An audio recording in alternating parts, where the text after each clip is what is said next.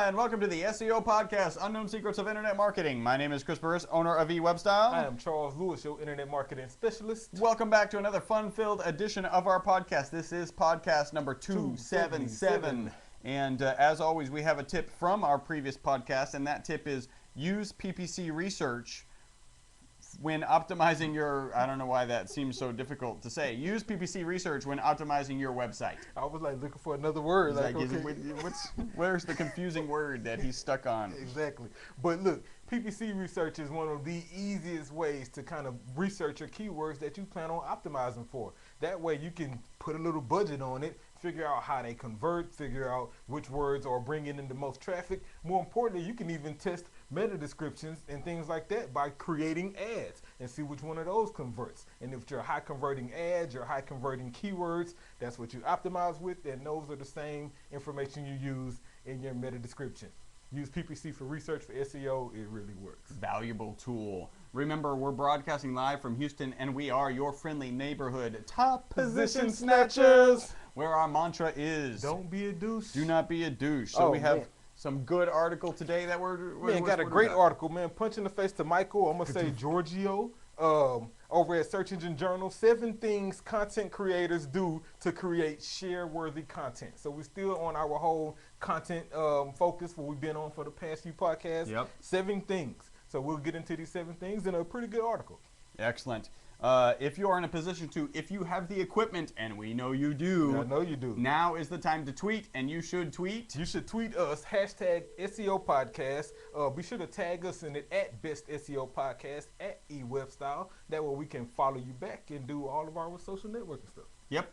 So we're gonna skip our section today. Yeah, so we got 10 new Twitter followers. So what this is we have a little segment about how you could leave us a review. We cut that segment out if we get 10 or more increases in our followers or whatever you want to call them for Twitter. And actually, I'm gonna start keeping track of the other Twitter one. Did you see what our Best SEO Podcast Twitter count is at? Wow. 1,600 people following us on the Best SEO Podcast, our Twitter account. And we've got 819 on our main one. It's kind of not really our main one, right? I know. Right? And that was an increase of 10. So, ironically. Yeah. So yeah, we're going to skip that section. We will remind you that there are lots of ways you can haunt us, stalk us, harass us, and we actually like that. So please stalk do. us, haunt us, harass us. They start with Facebook.com/eWebStyle, YouTube.com/eWebStyle, Twitter.com/eWebStyle, Instagram.com/eWebStyle. You know what's interesting? I was practicing this last weekend. Yeah. eWeb results doesn't really fit there. Wow. Man, I don't know. We're going to... Yeah. Maybe just yeah. I don't know. I couldn't eWeb. I was like Twitter.com/eWebResults. And I think you just gotta we're just gonna hammer results. It's gonna be like a nail, and the hammer is going in every time. That's the only thing, because nothing else matters. Exactly. All right. If you are PHP genius or WordPress guru, we're probably looking for you. Go ahead and submit an audio resume. 713-510-7846. We do have a free website analysis. If you go to our website, what's our website? eWebStyle.com. For now, For now. Yeah. And you go there, you will find a website analysis form. If you are in a hurry. Well, and frankly, always, because they'll be redirected. Yeah, that's true. We're not gonna. It's not gonna disappear. e-webstyle.com not found. Will not happen unless there's a mistake. Not on purpose. Let us know if that happens. And we got Algo Cat. Got some Algo Cat today. I think you told me that. So now for the segment of the podcast, the algorithm cataclysm. Oh yeah. So we missed out with the sound effect on the Hangout. our visual effect. So we got 2 pieces. Oh, by the way, we are doing a Google Hangout right now, so this is being broadcast live. Will be pushed up. You'll probably we're gonna have to figure out how we get it into the right YouTube account and all sorts and all of that kind of stuff. And anybody who happens to be watching live right now, who follows us on Twitter, which is probably like one of you guys maybe. Yeah. I just tweeted out our Hangout link. So click that and then hit me with some feedback. Let me know. Our initial impression is that the video quality is significantly better. Maybe the audio quality is probably decreased because it's coming not going through the mixer. It's going through the Surface Pro mic, which is probably still pretty good. Exactly. So in today's Algo Catman, let's start with Bing. Right, yep. So Bing is continuing down the path of mobile search, and they're rolling out its own mobile-friendly algorithm. Now, they did release some criteria on what they determine to be mobile friendly. Right. Right. They said as long as the site has a great navigation on a mobile device, that the readability is there, the scrolling capability is functional, and it's compatible with most devices, which is similar to what Google was offering. The difference, Right. the big difference here is being made it plain. They made it a purpose to mention that sites that aren't mobile friendly will still rank if they feel like the content is good enough. Is worthy. And so whereas Google is saying, look, if this site's not mobile friendly, we're not going to show it, period. Right. And so I think that's a huge difference. Yes. So especially with larger smartphones. I mean, we've always made the argument that they're usually good enough to show the full-size website. Yeah, you switch it to landscape and then all of a zoom sudden in, double tap, and it zooms into the main column. Content area. Yeah. Exactly. Then my second algorithm, Catman, is Google Phantom. New algorithm update, new name. And it's not, I won't say new because Google hasn't published anything about this. Right. I got this information from NBC actually related this, and they had a team of researchers following sites and doing some updates. So Google's rolling out a new update called Phantom, and it's targeting how-to content. So all of these sites that are filled with how-to articles and how to do this and how to do that. But most of those sites, unfortunately, have thin, non-relevant content. You start thinking about all those how-to wikis and e-wikis and this and that really don't have any value. They're used to just build links. Right. Yeah. So hopefully creating those kind of thin articles and posting them in those places is not part of your SEO strategy, because if it is, it's not going to work too much longer. Right. And that's my algo app. Cool. Algo Cat is done. All right. So we've got a little bit of news.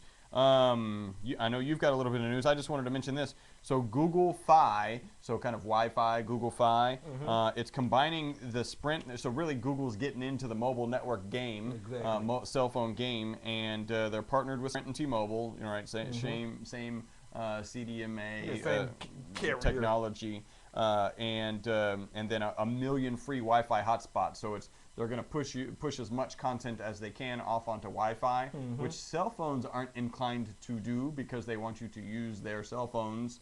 Like Sprint wants you to be on their network because if you use more data on their network, then they get to charge you more. Exactly. And Google's more about getting out content. And I read a couple articles today about how one of the differentiators between like where Apple is, where Microsoft is, and where Google is Google is well down the path of being a carrier, right? Whereas Apple is still just the, it used to be the best device on AT&T or the best device overall, and it was only on AT&T, and that gave AT&T a huge boost. For the iPhone 1 through 4, I think it was, or 3 or something. So Google's ahead of the game, actually getting into the controlling that. Which borderline scares me, only because you know what Google and it's does wonderful. with content. Yeah, exactly. It's a good scary. Yeah. Because you know what they do with information. They use it to sell you stuff. Yeah. And so now, ironically, my phone and most devices do this as well. Anytime there's an available Wi-Fi spot, it gets on that network, and therefore I'm not using my data plan, which kind of works, which also makes sense for Sprint to do that kind of deal. Right. If people are jumping off of data and onto the next available Wi-Fi, any chance they get, why not partner with the company who's providing the Wi-Fi? Yeah. Yep. Makes sense. Makes perfect sense. And then finally, I thought Google self-driving cars had 11 accidents over, I don't know, the last 3 years, 6 years, something. Yeah. And I'm like, yeah. They said they were all not their fault. And one of my concerns is, like, we all know the stereotypical little old lady who stops in the middle of the street for the kitten and gets rear-ended. It's not her fault, but it's entirely her fault, right? And so I'm wondering how that fits in there. And they're actually being a little tight-lipped about the details of the accidents and stuff. And so it'd be nice to see a little bit more transparency. Yeah, I think the thing is, if you're in a car and it's being driven by Google, do not drive under any bridges, or anywhere where you might lose a signal because if your nav has to buffer, or you might just slow down, and you don't want to do that on I-10. No, you do not want to slow down on I-10. You will get rear-ended, and despite whose fault it is, you could die.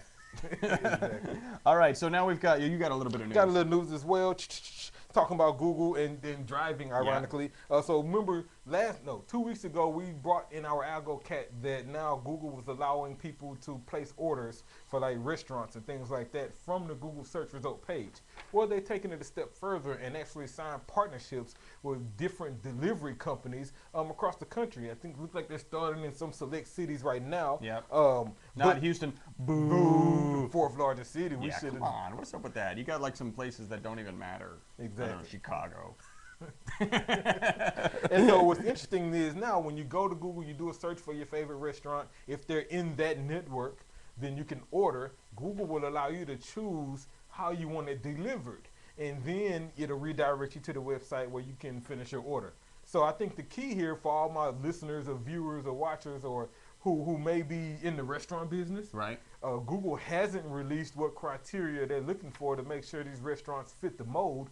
But I can say that most likely is going to be content related. Yeah. And so make sure that your site is updated, that is mobile friendly, that you have your menu posted, that you have an option for people to order online, because if people can't order online, then it can't be delivered. Yeah. So those type of things you're going to want to make sure you have. Schema markup is going to be important so Google can easily identify your location.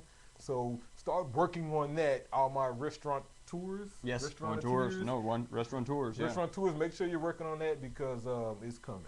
And let's see. My other news was in regards to YouTube and how-to videos. So dig this. How-to searches on YouTube are up 70% from this time last year. 70%. Wow. 100 million hours of how-to videos have been watched on YouTube. So not uploaded, actually watched. Yeah. In 2015. So we're talking January through May 15th? Right. So the first 5 months, 100 million hours of how-to videos.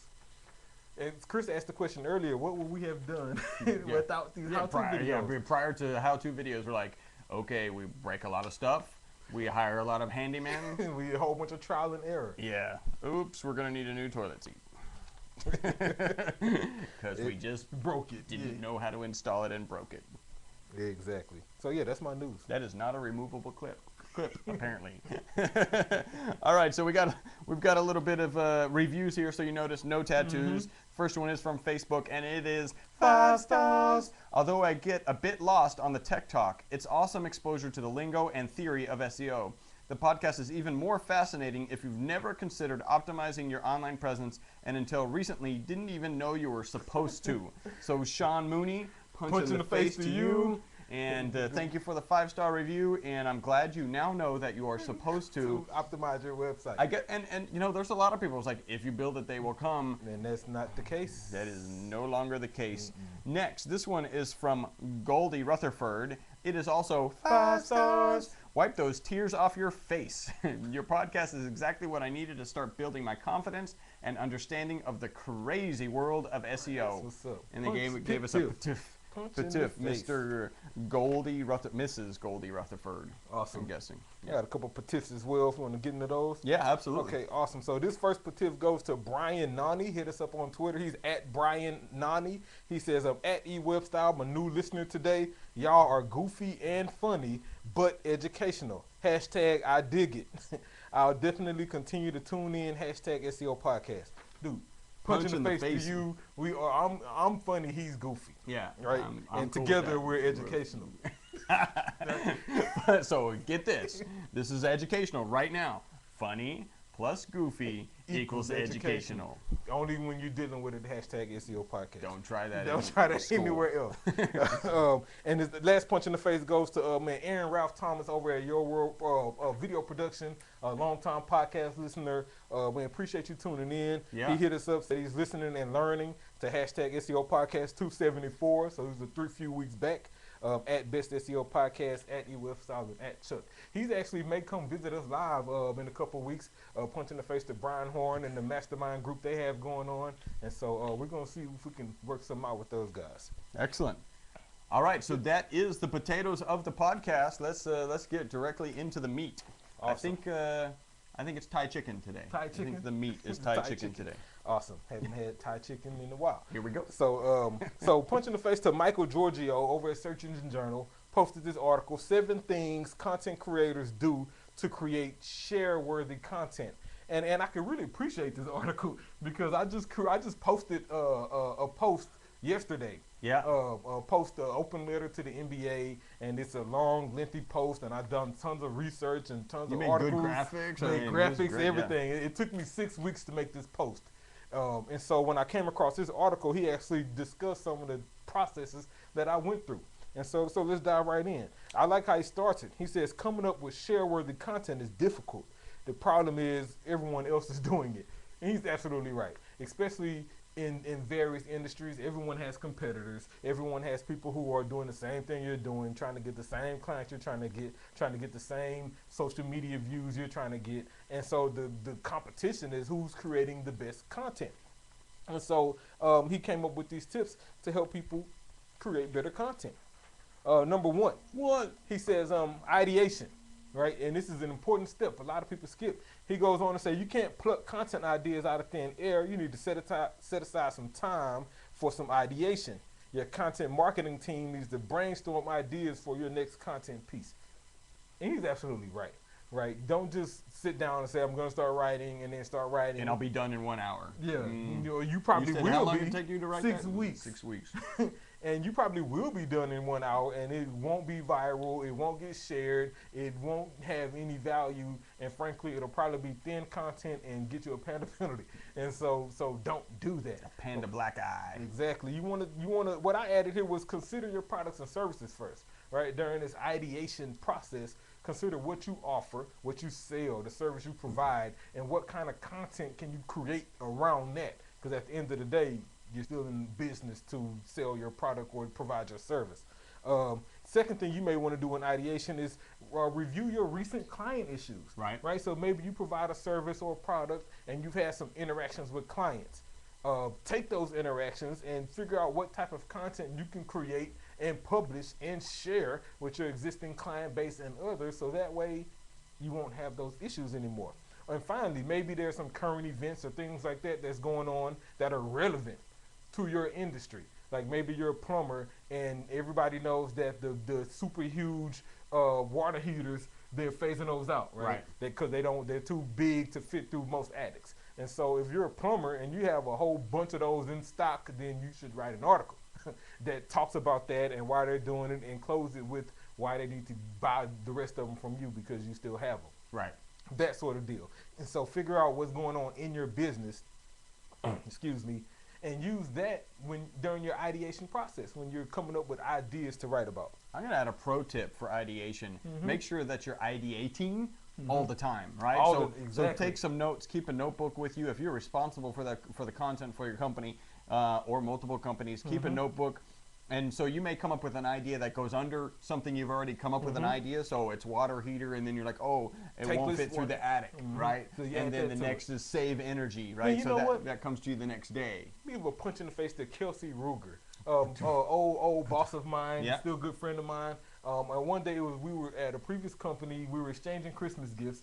He gave me a box with a small little box, and it had index cards and Sharpies. Right. And so what he says is anytime, Chuck, you get an idea, write it on the card, put the card in the box. Right. Right. And then anytime you get another idea, write it down the card, put it in the box. Yep. Anytime you get an idea that's related, pull out that card, add it. Yeah. He says after 6 months, go to your cards, and if you got a card in there that's written front and back, got all kind of ideas and stuff in there, you might want to pull that out the box and begin to look into what you can do. An article or or a rap. Or a new rap or new product or a new service or whatever. Yep. You know, and so ideation is key. Yeah, write it ongoing. down. The key is writing it down. Yep. And getting it out your head.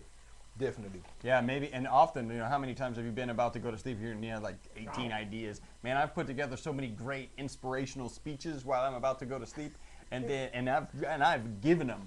Yeah. And then I wake up and I'm like, I don't even. Got nothing. Should have written something down. Exactly. I should have reached over to my phone and recorded myself. Yeah. Or did something. That's what I do because I drive a long commute from work to home, and I find myself turning my audio recorder on and freestyling. Yeah. Because I come up with ideas for raps when I'm driving. That's awesome. Ironically. Number two. After ideation, he says focus on titles, right? So now you've created your idea, you know what you're going to go to. Focus on titles. And he's right here. He says your titles need to be irresistible and viral. This is important because your content will compete with lots of other content, and a great title will help ensure your target audience clicks on the link. He's absolutely right. That title is extremely important. If people don't see your title, they don't recognize the title, don't worry about it. Okay. If they don't, make them want to click on it, then they're not going to click on it, frankly. And so I'll add this to it. Not only focus on the titles, but develop several titles. Bounce them around your audience. Bounce them around different people in your office. See what type of engagement, what type of emotional attraction these titles create. Does it make somebody want to say, ooh, what is this? Or does it deter somebody like, no, I'm not really interested? Figure out what those titles are. Keep your keywords in mind when coming up with those titles, because at the end of the day, that title is likely going to be an H1. It's going to be what shows in the Google search result page. And it's necessary to have a good, great title. A good, great title. Yeah. Yeah. So make sure you. It's better than a great title. It's a good, great title. Yeah. And so titles are important. As opposed to a bad, great title. Bad, great title might be good. It's still good. It's actually good. So.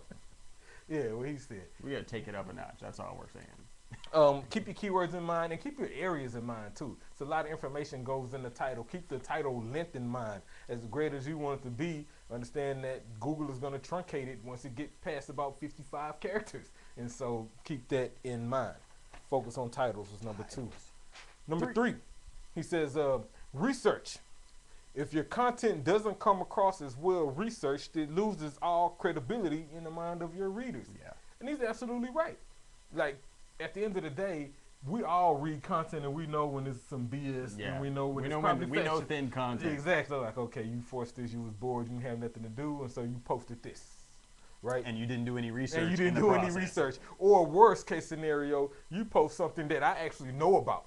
Yeah. and you wrote some bullshit. You wrote some BS. And then now I'm blasting you because you posted this erroneous BS content. And so instead, do your research. So what I added to this was you should be able to prove what you're saying, and not only prove what you're saying, but then display the proof. How do you display the proof? Outbound links, credibility sources. So maybe you pulled an image from somewhere, link to where you got that image from. Give them a shout out. Hey, this image came from such and such publication on this date with a link. And so that way, when people read these stats and different numbers and things like that, you've actually provided a source to back up your argument. And the only reason you wouldn't want to do that in some cases is if you're already the authority. And so people just kind of believe what you're saying and you have a track record of always providing quality content. Right. Then you become that authority and people begin linking to you. And so, but if you're not that authority yet, and even when you are, because even authoritative sites, they still link out to their research and to their resources. And should. And research is so important. This is a great example. We're just about to launch a website which is Pediatric After Hours, Almost an Emergency. Basically, it's a book that a pediatric doctor wrote, and we're responsible for turning it into an app. Mm-hmm. We submitted it, went straight through Google. That's just how their process is. And Apple came back and said, "Where did this medical information come from?" Which is interesting because the submitter is a doctor, and it should be pretty clear if you did it, but we still had to write, it came from a doctor who's been a board certified pediatrician for 40 years, et cetera, et cetera, et cetera. So yeah, research and then documenting where that research came from. Yeah, outbound links, image credits, and even social commentary, right? Because a lot of times we'll do research based off of what we've heard news broadcasters or people, bigger names or bigger brands have said. And so include that in your research, include that in your content, so people can see. From a user perspective, it builds that credibility. From an SEO perspective, these are outbound links, relevant outbound links that support your content. And so it's a win-win when you do the proper research. Number 4. He says take the time. Take the time. He says a great piece of content needs a lot of effort and time. Share-worthy content isn't fast food. You must offer your target audience a fine dining experience, and it'll take time to cook up a meal your audience will enjoy. Dude, I love that. You probably need a couple sous chefs also, exactly. right? Let's throw that in there. Yeah, you need some appetizers, people want to enjoy the content. Yep. And I think comparing it to a fine dining experience is exactly right. Because with fast food, it served a purpose. I was really, really hungry at the time, but And I regretted it.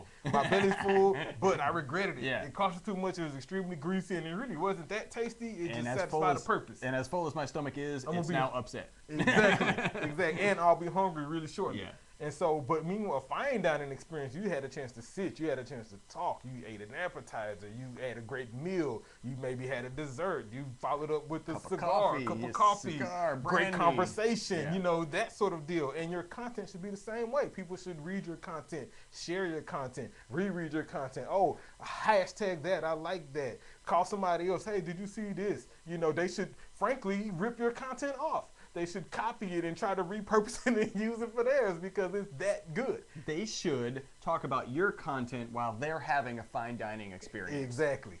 Yeah. Good one. Yeah. And so your content should do that. And I'll add this to it as you work on this content. Give it some structure, right? Just like any other piece of content, it needs an opening, it needs a body, it needs a closing. Keep your CTAs involved, keep your target demographic involved, and so that way, when you're taking the time to create this content and post it, it has some structure that people can follow, that people are used to following, and that way they'll be more inclined to share it. Number 5. He says, get feedback, right? He says, once your first draft is ready, pass it around. Ask different people from the marketing team to take a look at it. And I agree, right? Anytime you're going to post it, let people review it.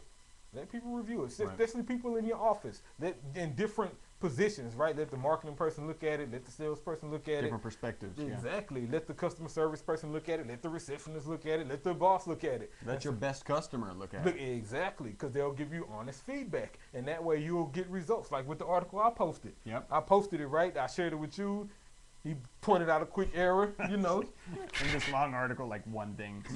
but it was more than that. So but that I posted it. Oh yeah. And so I got reports from 3 of my closest friends that, Right. hey, you need to change this or change this or change that. Tweak and that, so yeah. I was able to make those tweaks. And that feedback loop is important when you're posting content.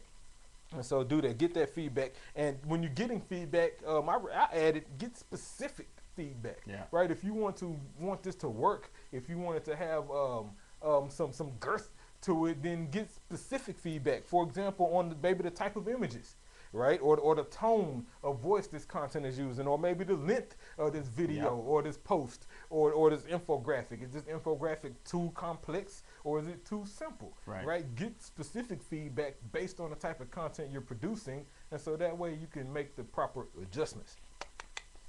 Number 6. Number 6, he says, strive for excellence, right? Mundane content doesn't get shared. So your job is to create high quality content that is absolutely unique.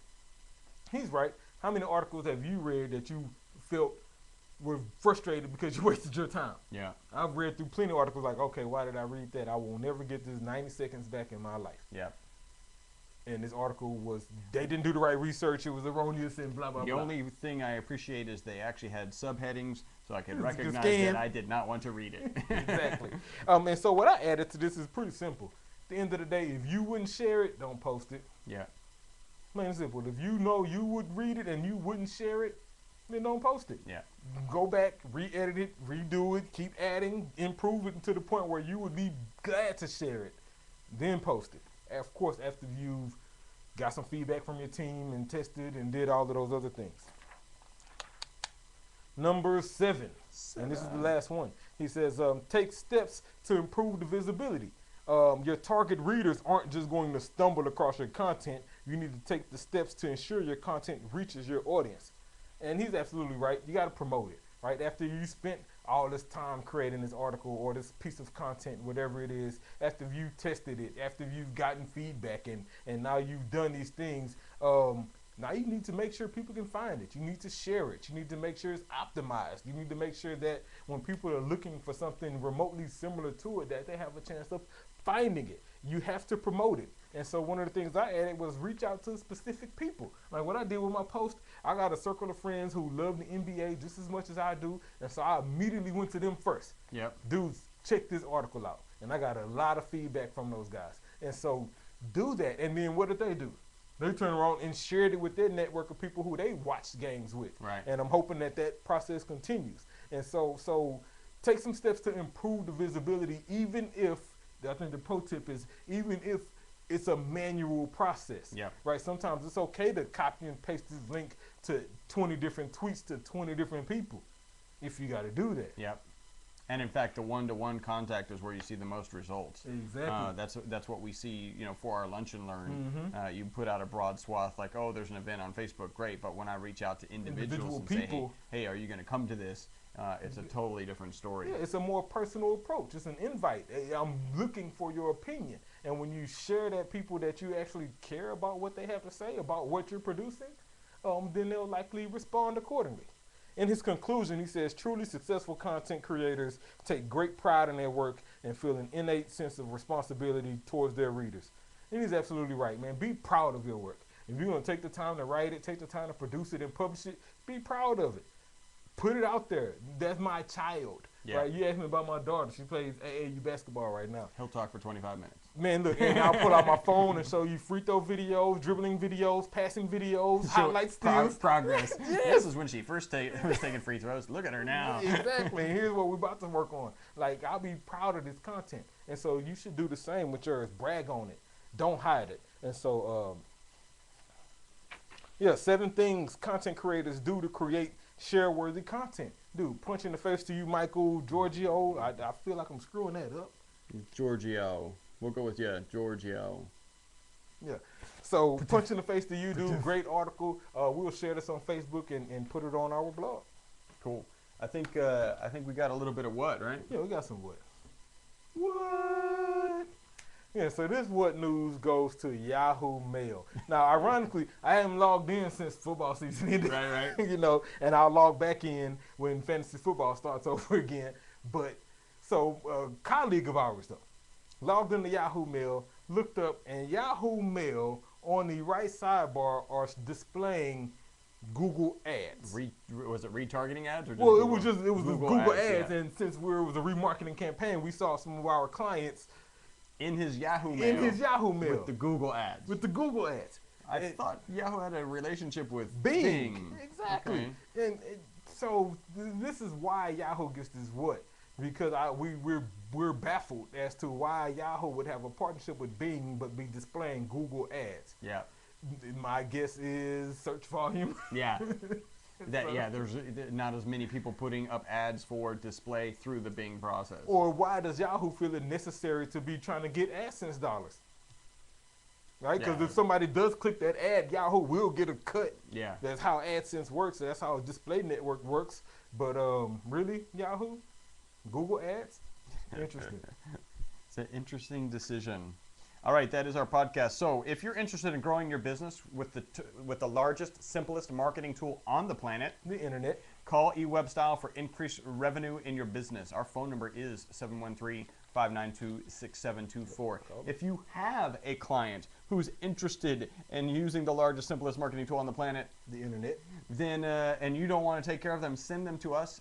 We'll do SEO for them. When they pay us, we pay you.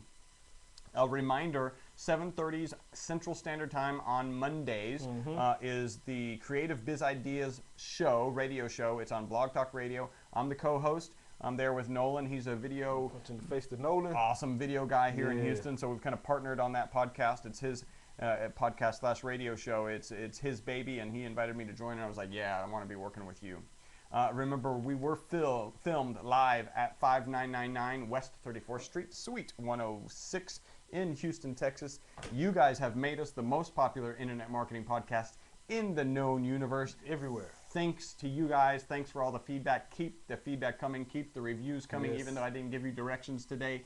You know the page, e-webstyle.com/eweb G+. Oh, okay, yeah, thank you. Just throw one out there. I was saying it like, no, that's not right. If you get out of sync, and then you're out of sync. That's just what it is. Thank you guys again. Until the next podcast, my name's Chris Burris. Charles Lewis. Bye-bye for now.